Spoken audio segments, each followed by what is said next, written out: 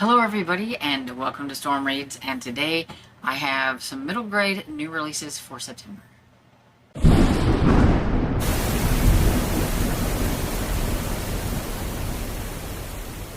So I normally do my new releases together, combining the middle grade with the adult and young adult, except for this time September is a huge month for middle grade, like spooky type books and things like that. So I have quite a few of those, and so I'm going to split them up. So this one is just going to totally be middle grade books. All of these I think sound really cool. Some of these are from series that I'm already in the middle of, and then some of these are new. So because there's so many, I'm going to try to shut up and get going and hopefully not ramble too much, because this could get long. So grab a snack or something like that just in case. The first one I have is Little Nobody by Corey Merritt, and this is the third book in the No Place for Monsters series. This series is about these three kids, and it's the town of Cowslip Cove, and there's been some strange going on in this town in all the different books, and they're always a little bit different. This is a series I recommend doing an immersion reading with, and getting the audiobook as well as like the ebook or physical book, because it's heavily illustrated, so there's some fun illustrations. But so far from what I've found, and I'm hoping the third one's going to be the same way, there are sound effects and things like that in the audiobook, so it just makes it like really cool to put the two together. So I'm hoping that's how this one's going to be. This comes out on September 3rd, and it's by Clarion Books. And in this one we have Kat, Levi, and Dante and their friends are putting on a play, and while they're practicing it, a piece of chalk kind of flies up into the air and starts writing on the blackboard, and that's when we meet the little nobody. And so it's a little invisible boy, and then they start investigating into, you know, who is this little nobody, and they find out that there is something that is a little bit more evil going on and everything, and they're going to have to figure out how to defeat it, kind of like the other books. I don't necessarily know if you could read this out of order, so because I don't know if this the evil presence is going to have anything to do with the other books, so just read them in order. But if not, I mean, this one does sound cool.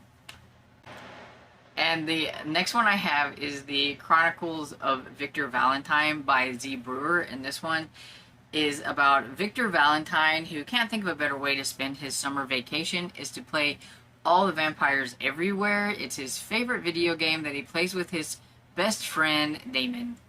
But his parents are always giving him some grief about it and calling him names and calling him dorky and things like that. And it kind of ruins everything. And if he doesn't have this video game to play with his friend Damon, he may lose his friend Damon to some of his friend's new friends. But all of a sudden, his parents, they're starting to act kind of strange and weird. They keep going out at midnight and coming back with bloody mouths. Maybe he's been playing too many video games, because vampires are not real, right? 7th grade is hard enough to get through without having to try to figure out if your parents have fangs. But then there is a new family that moves into town, and they are really interested in the things that go bump in the night. So Victor might have to try to figure out what is going on to protect his family before he gets bit himself. I think this one sounds really good, and it's perfect for Vamptember. The next one I have also comes out September 3rd, and this is from Bloomsbury's Children's Books, and it's My Vampire versus Your Werewolf by Paul Tobin. So this one is about Gabe and Hayden, who has a vampire, and June and Trad, who have a werewolf, and they're going to fight. So after modern society has been pushing monsters into hiding, the Crafters Guild, an organization of humans and other creatures intent on creating a community amongst these exiled beings and combating their decline in mental health. Their solution A no-holds-barred clash against the Titans, with young coaches like Gabe and Hayden and June and Trad. Their monsters are going to fight against each other in this big battle and test of strength and smarts and their special abilities. It's just a friendly competition, right? Nothing could go wrong. We'll see. Because this is a new series by Paul Tobin. I think it's called the Versus series. I'm not quite sure. But I have a feeling that each one of them is going to have two epic monsters battling it against each other. And I am there for it. I am really curious how this is going to go down. And this one will also be perfect for Vamptimber. The next one I have also comes out on September 3rd. And it's from Scholastic Press. And this one is about 11-year-old Roxy, who is excited to start 6th grade until a horrifying incident happens at a party and she becomes a middle school laughing stock. She can't think of anything worse than to have to spend the whole year being bullied and body shamed. So she is excited when her country music star, Granny, invites her to come and tour with her. But then all of a sudden her grandmother disappears and kind of leaves her without an exit plan and everything. She's kind of, doesn't know what she's going to do. Grayson doesn't mind going to another foster home because she knows that her older sister, Beanie, is about to turn 18, which means that she can come and pick Grayson up and she can now be her guardian. But whenever the time comes and Grayson has turned 18, she doesn't come and pick her up. So now she's got to figure out what's going on. So you have Roxy and Grayson, who are now friends, and they have discovered that maybe there is this thing called the witching wind that takes the thing you love the most. So they're going to have to team up with each other and try to figure out how to defeat the witching wind or outwit it before it's too late and get their loved ones back. And this one is a little bit of kind of magical realism fantasy. I'm a little curious about it, but not totally sold on it. But I still think it sounds pretty cool. Again, another one that comes out on September 3rd, and this one is from Scholastics. And this one is Night of the Living Mummy by R.L. Stine. It is the third book in the House of Shivers series. I've read the first two. I really enjoyed the first one. I thought the second one was eh. So I'm really hoping this one's going to be good. And this one is about Happy Silverman, who is more than a little excited to be going to the museum because he loves learning about ancient Egypt and he can't wait to see real mummies. At the museum, Happy leans into the glass as close as he can get to that mummy to see it and everything. But then something strange happens and his mind spins and he feels a strong pull towards the casket. What is happening to him? As he staggers back from the mummy case, he hears a voice in his head that says, "Do not be afraid." The voice tells him, "I have taken possession of your brain because I need your help." It sounds kind of cool. It is a Goosebumps book. I love Goosebumps. I was too old to read the original Goosebumps whenever they came out, but I've been reading them and everything, and I've been having a lot of fun with them. There's always going to be ones that are better than others, and I'm really hoping that this one's going to be really good because it sounds fun. More from September 3rd. We have one coming from Anik Press.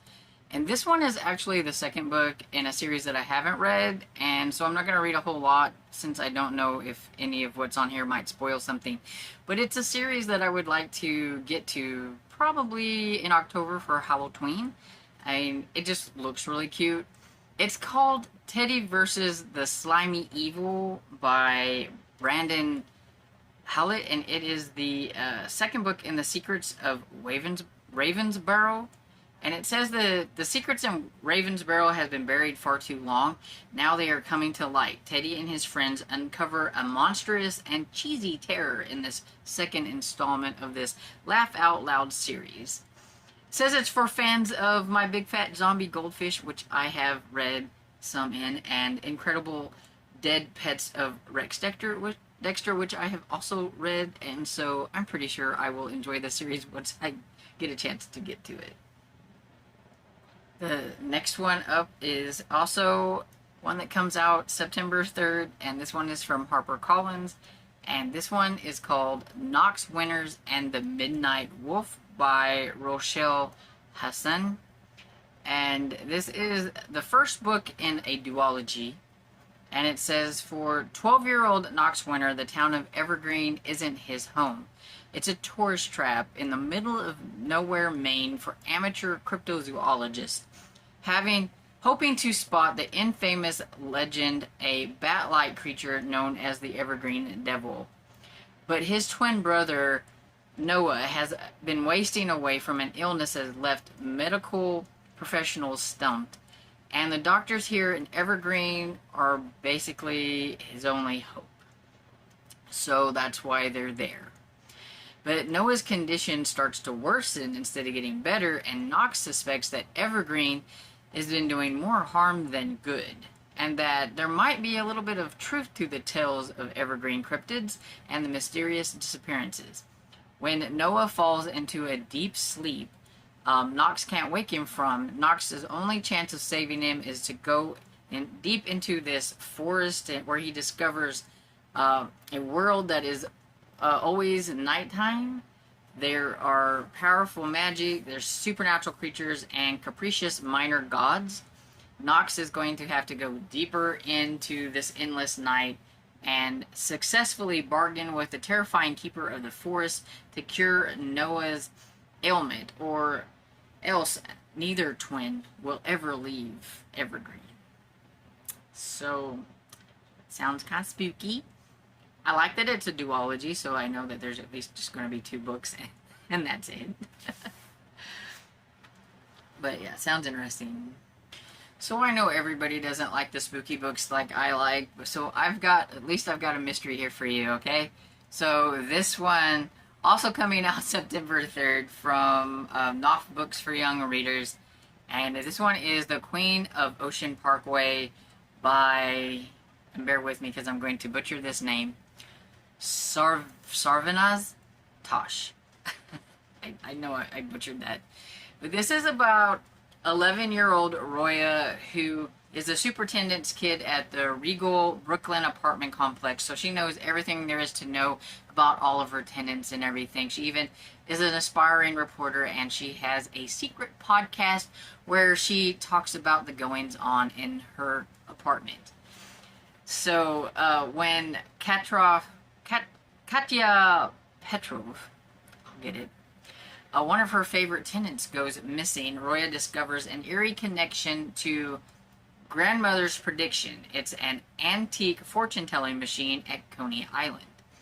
The grandmother's been linked to multiple disappearances from the Petrov family, and so with the help of a new friend, she is going to investigate this machine and everything and try to see if she can figure out what is going on with these disappearances and maybe break the curse for the Petrovs once and for all. The fortune-telling machine makes me think of Big. I don't know why, but it makes me think of Big. But it also says that this is for fans of Only Murders in the Building, so it's like a middle grade version, I guess. So it sounds really cute. It sounds fun. I am excited. I will be putting that one on Libby for sure. The next one I have is a fantasy, and this one's on September 14th, so we finally moved out of the September 3rd, thank goodness. And this one is called Impossible Creatures by Catherine Rundle. And so it says, the day that Christopher saved a drowning baby griffin from a hidden lake would change his life forever. It's the day that he learned that the archipelago, I don't know if I'm saying that right, a cluster of unmapped islands where magical creatures of every kind have been thriving for thousands of years until now. And it's the day he met Mal, a girl on the run who desperately needs his help. Mal and Christopher embark on a wild adventure, racing from island to island, searching for someone who can explain to them while magic is fading and the magical creatures are suddenly dying. They consult Sphinx, battle krakens, negotiate with dragons, But the closer they get to the dark truth of what is happening, the clearer it becomes. No one else can fix this. If the archipelago is to be saved, Mal and Christopher will be the ones to do it themselves. Of course, they're the only ones that can do it. But that's fantasy for you, so it's okay. But this one is A Strange Thing Happened in Cherry Hall by Jasmine Warga, and it comes out September 10th from HarperCollins. This one is a blend of mystery and fantasy. And it says, a painting has been stolen. When Rami sees a floating girl in the museum, he knows that he has seen her somewhere before, and then he realizes she looks like the girl in the painting that has gone missing. But how does her appearance connect to the theft? Agatha the turtle knows. She has been watching from the garden, but she can't exactly tell anyone, can she? Will Rami, with the help of his classmate Vita, be able to solve the mystery? The clues are all around them, but will they be brave enough to really look? So this next one I have comes out September 17th from Scholastics, and it is called The School for Wicked Witches by Will Taylor, and this is the first book in the School of Wicked Witches. And in Oz, most girls and boys with magical powers are sent to either the north, south, east, or west to renowned witch academies where they are evaluated and taught all the finer ways to be a responsible witch. But if you misbehave, or are thought to be harboring darker magic, you're sent to the equivalent of a witch reform school, the school for wicked witches. Only once you get there, you find out that the witches running are so powerful that they are managing to trick the rest of the outside world. Yes, it looks on the outside like they are taming the wickedness out of the witches, but in truth, the school is run by wicked witches who, incidentally, don't see themselves as wicked at all, although some of them really are. Ava Hartstraw is never even considered being wicked, but when she goes to take her entrance test to the Witches Academy, she doesn't get the reaction she was expecting. And it's the first kid in memory of the West to be sent to the School of Wicked Witches. Sounds so cute. I'm really curious about that one. So this next one I have comes out on September 17th, and it's from Delacorte Press. And I've read this author before. She had a ghosty book that I thought was okay. I think I gave it like 3 stars. I've been wanting to try something else from this author, and so we have Stage Fright by Wendy Paris. And this one is about Avery, who is returning back to her hometown after have been moved away for like a year. She's hoping to be able to jump back in to the friend dynamics that she had and everything, but you know, it's been a little bit, and so you've got new interests, secret crushes, and a change in dynamics and everything, so it's just not going the way she'd like it to. So she suggests a way that she's going to maybe get her best friends back is to have a seance at this abandoned theater where a tragic accident happened. That was a bad thing, bad idea. So what started out as fun turns into horror as they get locked in with something that they don't know what it is. Yes, sounds very spooky. This one, they say, is for fans of Catherine Arden and Lindsay Curry, so there you go. It sounds really good. I'm hoping I'm going to like this one a lot more than I did the other one. But yeah, I think it has potential. We'll see.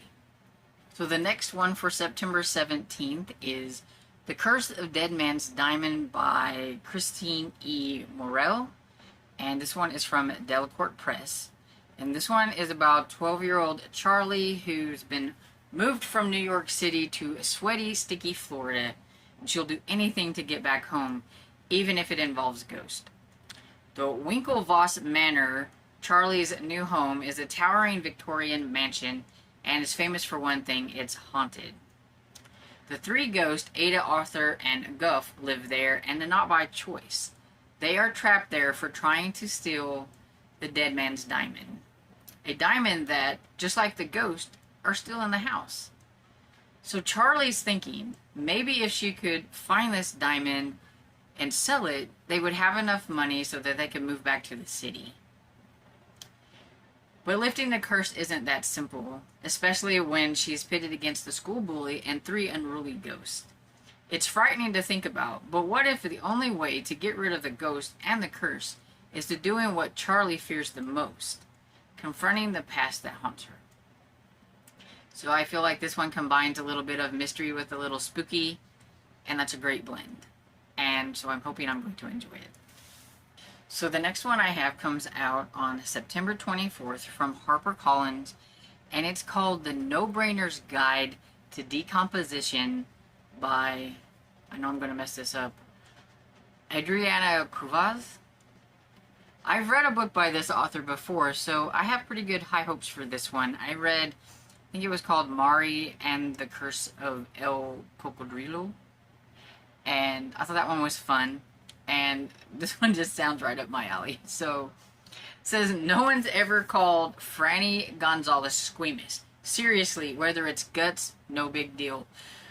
Bugs, move aside, she's got this. Or anything else you might find at Central Texas Forensic Anthropologist Research Facility. To her and her dad, the university's body farm is home. Yuck. Having bodies buried in her backyard doesn't exactly make Franny the most popular kid at school. And the imaginary spider that has built a web in her brain doesn't help either. Aranita's always being blamed for the distracting thoughts weaving through Franny's mind. But when a hand reaches out to grab out of the ground and grabs her ankle, Franny realizes she's got bigger problems. Not everything as it seems at the body farm, and now Franny has to help this teenage zombie that has crawled out of the dirt before he gets too hungry. But as more and more zombies begin to appear, and they seem to be getting less and less friendly, can Franny embrace the true nature of her brain and some new friendships to solve the body farm's mystery before it becomes overrun with the undead? Oh, it sounds fun. So this one is the second book in a series that I've already started. It's called the Doomsday Archives, which was what the first book was called. It's by Zach Lauren Clark and Nick, and there's no way you're going to get me to even try to pronounce his name, so don't even ask. But hopefully you can see it on the book, because I can't pronounce it, sorry. And I don't want to screw it up worse than I screw up all the other names that I try to say. But anyway, in the first book, you find out that these kids live in this place called New Rotterdam, something like that. And that's a strange place to live. A lot of creepy things happen, strange, mysterious, all these things. And Emery is a big horror buff, and so is Serena and Hazel, and that's how they kind of bond in the apartment that they're in. And Emery likes to write down everything in the creepypasta that they're, and all the things that are going on in like the wiki and everything. But then this big thing happens in their apartment complex, and they get involved in a big thing that involves magic and all kinds of stuff, and having to try to stop this like doomsday clock or something like that. Well, now we're back, and then we got a new relic and a sinister new foe, a masked monster that lures victims with visions of their heart's desire. And so I can't really say any more than that, because if I read any of this, it will spoil some things. But if you think that it sounds kind of interesting, you should go and check out the first one for sure. It'll be perfect for like this fall and spooky season. Then this next one I have, I did not know that Chuck Wendig did middle grade horror. He's more known for adult horror and everything, but this one comes out September 24th from Little Brown Books, and it's called Monster Movie by Chuck Wendig. And this one says Ethan is afraid of everything. Luckily for him, his friends don't mind. When the entire class gets invited to watch a long-buried horror movie over at the most popular boy's house, his friends encourages Ethan to come along and watch. What they don't know is that this most scariest movie ever is not only a movie, it's an actual monster. And so this monster is terrifying everybody and everything, but of course Ethan, who is really afraid of things, he's the one to escape. But now he's got to go back and be brave, and he's going to have to find a way to stop the monster and get his friends and also get their heads back. But it says, with his signature balance of kid-friendly horror and humor, Chuck crafts a spookily heartfelt novel about anxiety, friendship, and finding your unique voice and inner strength. And so I am really curious to see how Ethan is going to manage to not be afraid and try to get in there and help his friends out and get their heads back, because that just sounds wrong. But I'm there for it, so it sounds cool. Sounds fun. Okay, so the last book. We are finally to the last book. I know this one has been super long, but you know I love my middle grades, and there were so many. So many. But this one is the 6th book in one of my favorite horror series, and so I'm hoping that you will go back to the very first one, Dreadwood, and try it out if you haven't tried this series. So this one is Terror Tower by Jennifer Killick. It's the 6th book in the Dreadwood series. It comes out September 26th. It's from Fanshore. And this one, each one has always involved some kind of a like killer animal type thing or a parasite or whatever. So this one has Angelo and his friends are facing some truly fearsome foes and everything. And so the adventures aren't over yet. Oh, we have an infestation of caterpillars. And so, yeah, these creepy creatures grow into giant mutant killer moths with a taste for blood. Okay, I'm so there for this, and it sounds so cool. If you like killer animal type books like I do, but you want the middle grade version that's not quite as spooky, it's still a little spooky, but it's not quite as spooky, then this will definitely be a series for you. You should check it out, because I really, really like this series. So anyway, that's all the middle grade books that I have picked out for September. I told you there were a lot of them.